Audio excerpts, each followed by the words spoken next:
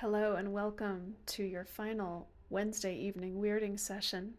I am your host and priestess, C. Savory, creator of Fractal Praxis. That's all, folks. The WEWS have gotten shaken up recently, and with them, I have too. I no longer feel this format serves my goals for Fractal Praxis at this time, and I must be careful, as a priestess of the live and true, to never go down a path of inauthenticity. The WEWS was a noble experiment and a perfectly good arbitrary commitment that I began the first week of January 2025. It caused me to commit to putting out something, anything at least, every week for the past 35 weeks in a row. But I think I am ready now to write, produce, and craft some bigger and grander offerings. A few weeks ago, I felt a clear shift indicating that I ought to focus on writing the fractal praxis theory, the claims underpinning the ideas I present through the label Fractal Praxis. As I discussed last week, fractal praxis is a premise I've arrived at, but one it will take me a lot more work to systematically justify externally to me, to you, dear reader and listener. Fractal praxis is the result of a logical system.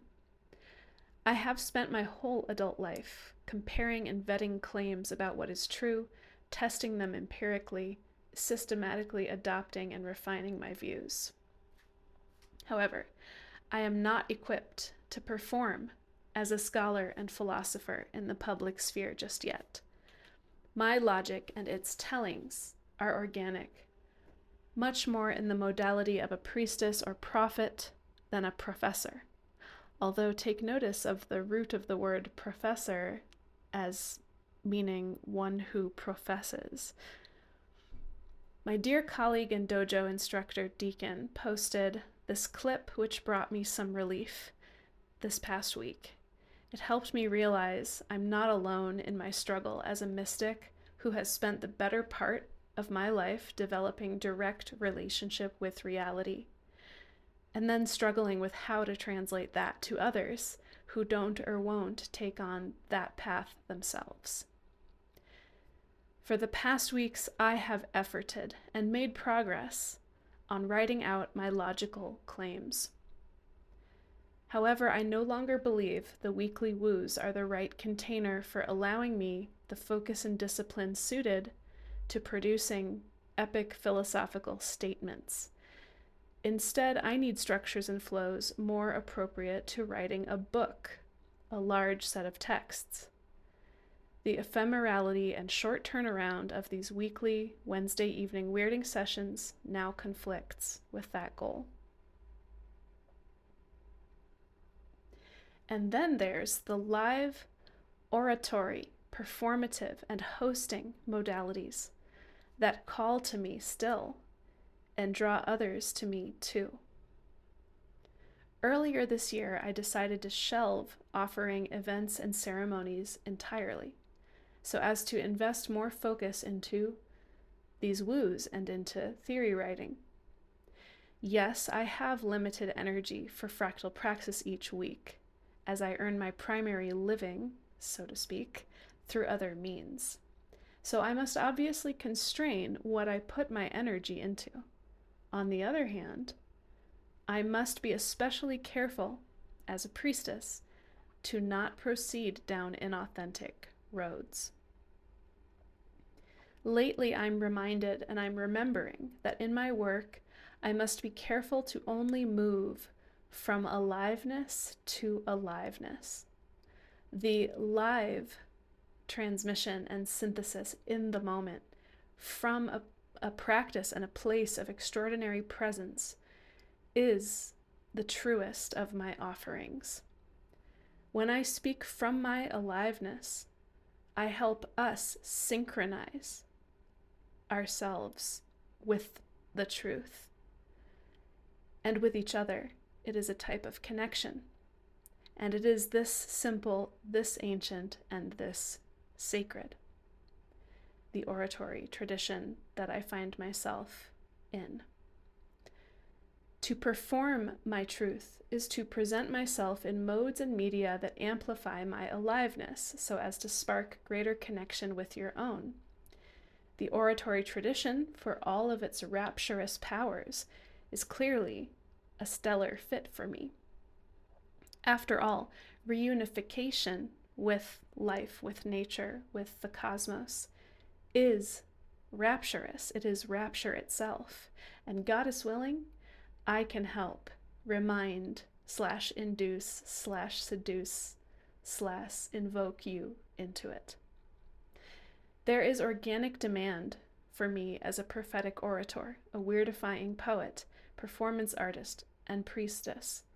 Priestess being my preferred all-encompassing term for someone who hosts a ceremony and who holds the moment, who maintains the frequency for the group of that ceremony. The priestess persona, I feel, will better personify my liberation, you see. I as process, as channel, is moving and illuminating. My own practices of ritual and stream of consciousness sense-making are sensual, enlivening, and at times brilliant. My magical power is synthesis, standing in the center of the stream and being able to translate that. I as channel become like an empty vessel for intelligence and aliveness itself to flow through seamlessly, flecked like glitter only slightly by my personality. As channel, I model to you an alternative path for your own being, one grounded in profound process. And through hypnotic truth-telling that induces spontaneous contact with wholeness, I open portals. So may it be. It already is. So I'm going to bring this modality back online, but not in the casual form of weekly WEWS. Instead, in crafted, resounding, full self-engaging ceremonies, like those of Holisma, which is an offering I made 2 years ago. Holisma was a 6-part experimental mass, with each event focused on a single theme observed in nature and engaged with by the participants at all fractal scales. I want to do something like that again, centered on a more in-depth, extensive, and carefully crafted spoken word piece or sermon. These offerings will be of higher production value and will be equally interactive, intuitive, and contemplative. Because I have a lot of commentary, meaningful commentary, to offer for these times we live in. And I have a strong, frustrating habit of holding those thoughts to myself. But if I'm going to make a more splashy presentation of my wisdom, I'd rather it be painstakingly curated. I'd rather the signal hit the mark resoundingly for you, like a bullet hitting a bell. I want to be and to model the well, tapped into the source of life, pouring out drafts, not drips or drabs, for you to feel quenched. That fractal wellness flowing forth, permeating, reminding, awakening, enlivening, and offering a genuine remedy to our fractured, alienated, sorrow-sodden modern lives. So may it be, it already is. May we offer our attention at the altar of life and be rewarded. I lead an emergent life, one that's entirely vulnerable to massive shifts in meaning at all times. At this time, the Wednesday evening weekly series, these Wednesday evening weirding sessions, are not supportable. this pattern must break down. It, like forms before it, shall be composted, and its component energy freed up into new media forms. When we attune to life as built of processes, we get more comfortable dismantling structures of selves that once served, if they no longer do.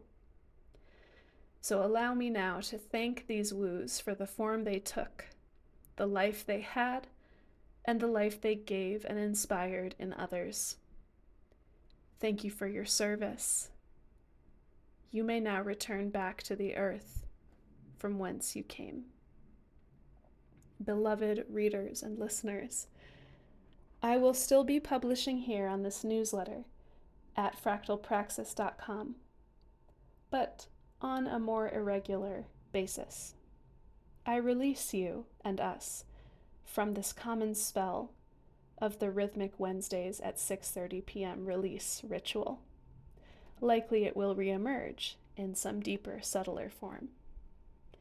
And thank you for accompanying me to this beat thus far. My ask for reciprocity today comes in the form of buy me a coffee. By becoming a paid subscriber for $8 a month, you will gain pre-publishing access to the Fractal Praxis book and coursework that I am actively developing. The coursework will include guides for practitioners to engage more deeply with life and its patterning, inner and outer, and ways to hearten and intensify your inherent sense-making abilities as a path to wholeness with life. Please support the work of Fractal Praxis for just $8 a month by becoming an Engager member today. Visit blog.fractalpraxis.com and hit the subscribe button to see the subscription options. Thank you. With love and solidarity, signing off in this form, C.